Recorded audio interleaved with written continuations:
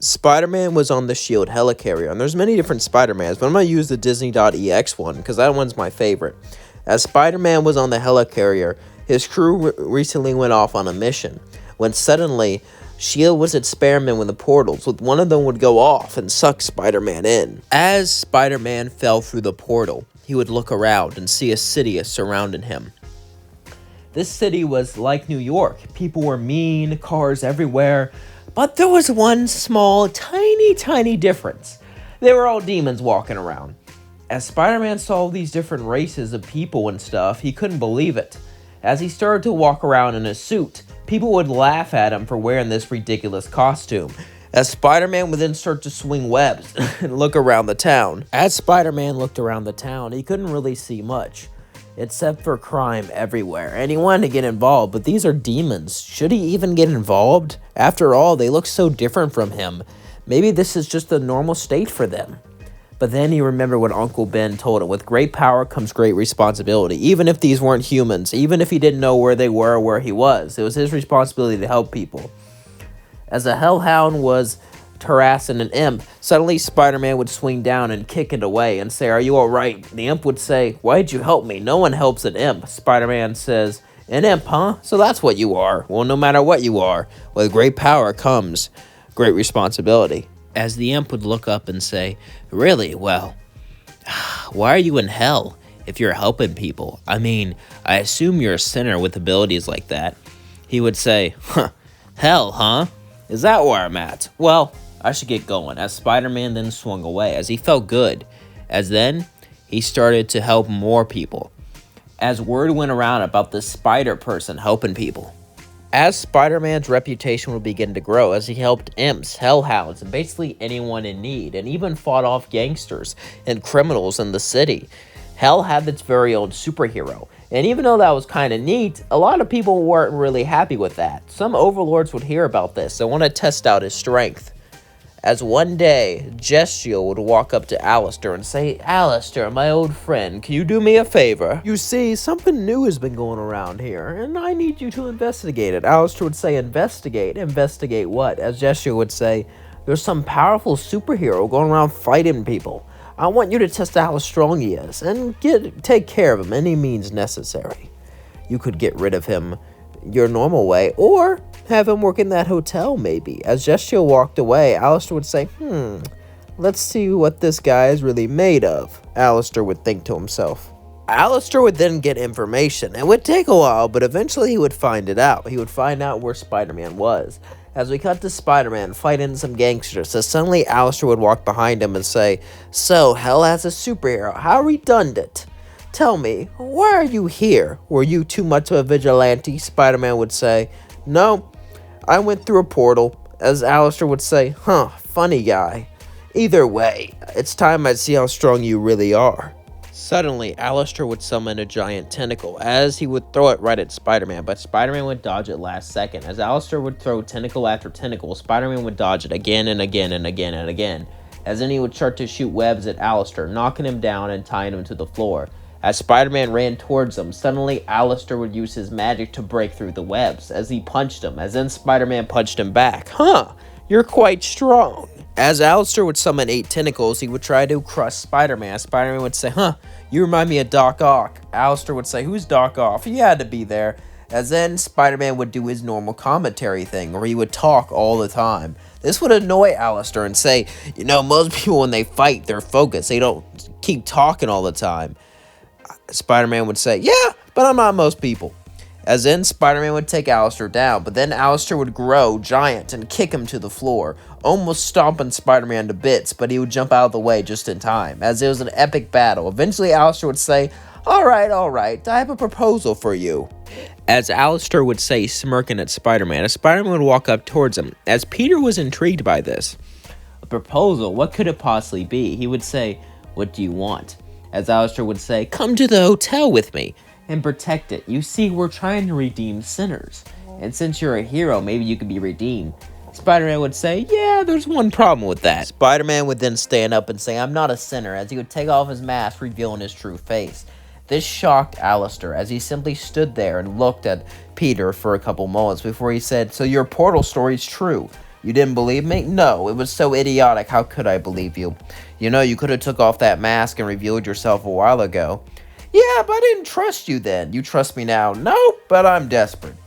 As then, Peter and Alistair would then go towards the hotel. As they knocked on the door, Charlie would open it. As Charlie looked, she saw a human. As she said, "Oh my God, is that a human? And is he in a spider outfit? Is he?" Alistair would say, "He is Spider-Man. Can I come in?" As he would walk in, Peter would walk in too, as Charlie was shocked. As Peter would explain the whole story about how S.H.I.E.L.D. was building this thing, Charlie would say, "What's S.H.I.E.L.D.? Oh, it's an organization built to work with heroes to fight supervillains. In my world, supervillains and superheroes are real." As suddenly Angel would walk between Peter and say, "You look young. How old?" "I'm a teenager."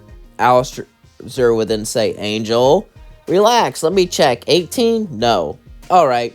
As then Angel would just walk out. As then Charlie would say, "Huh, you know, I'm proud of him."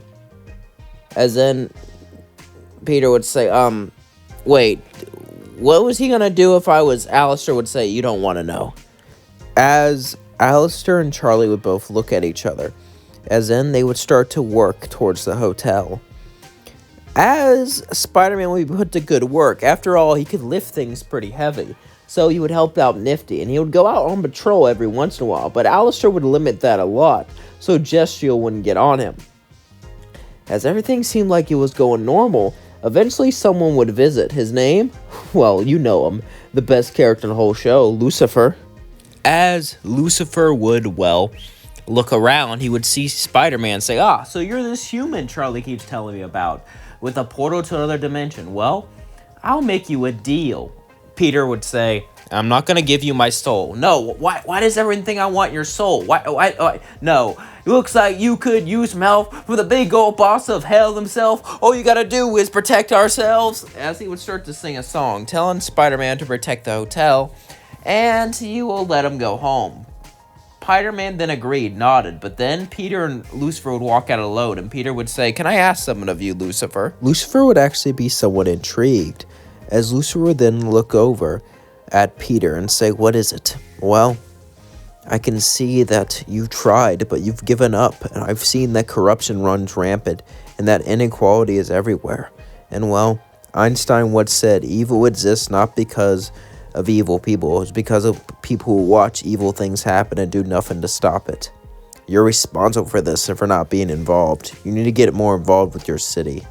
Lucifer was shocked with the upfrontness, as then he said, "You know, you're right, it's just been so hard. I know it has been, but it's not too late." Lucifer would then smile and shake his hand. "All right, I'll try my best." Spider-Man inspired Lucifer. Spider-Man inspired Charlie. Spider-Man inspired people all across hell to do better. Since they were in hell, they just figured they would keep up their bad lifestyle. But watching the superheroes save people, change their opinions, change their minds, change their hearts, and well, was a great symbol. However, that symbol will be put to the test as Adam came down. As Adam flew down from the sky, him and his exorcists would begin to cause havoc, as they lit fires to the city, as they burnt it to the ground, as they caused nothing but destruction in its wake. As suddenly Spider-Man would come in and punch Adam, as they both started to fight each other. Spider-Man would say, "I'm just your friendly neighborhood Spider-Man." As Adam would say, "Friendly neighborhood? I live in heaven. I'm not even in the same neighborhood." Spider-Man would say, "No, it's just the thing I say." "Thing I say? Well, that's a dumb thing to say. You should stop saying that." I mean, I've never heard something as dumb as that. Spider-Man would say, "Whatever," as they would start to fight each other. And Adam would start to absolutely destroy Spider-Man. Just kidding. I wanted to say that to see how many of you it would trigger. Spider-Man would start to dog Adam. Now, Adam probably could have a chance, depending on what Spider-Man we're talking about.